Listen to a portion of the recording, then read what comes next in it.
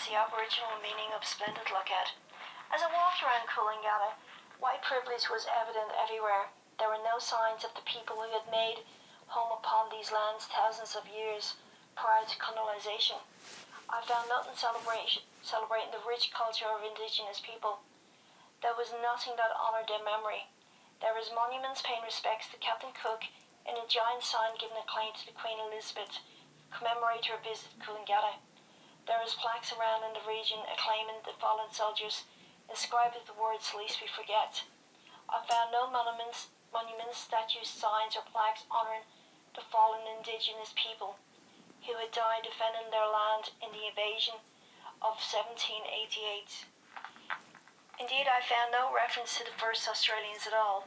The traditional owners of my community are called Bundjalung people, and as I looked out into the ocean where the first people would have fished and swam, I wondered how society could forget such an important part of our history. I began to wonder what our world would look like had the early settlers behaved differently, had they chosen to learn from the Aboriginal people and not been so blinded by greed and arrogance. I continued to walk around Coolangatta, paying attention all around me, including the locals. I made contact with a lot of people from all around the world, and yet obvious Indigenous people were very few around me. How can that be? I'm more likely to encounter people from other countries than I am to meet a person of first Australian descent. Having found nothing in Coolangatta, I then went on to Tweed Heads to the Minjangle Indigenous Museum. The staff were very friendly and helpful. I was invited to visit the walk and water track, and I have never experienced such a beautiful, peaceful, serene forest, and I have felt a true connection to the land. There is so much Indigenous history held within the boundaries of this national park, and you can hear the passion in the voices of the staff who work there. I feel I have learned much more during my walkabout than I have ever learned in my entire 13 years living in Australia. I spoke with the Aboriginal women who told me about how the original custodians, cleared the land to create a burial ground.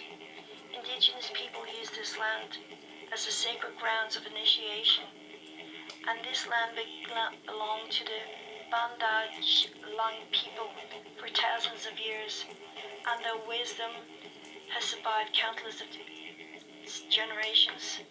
The early settlers could have learned so much more from this once great nation, if only they had chosen to listen, to learn, and better themselves.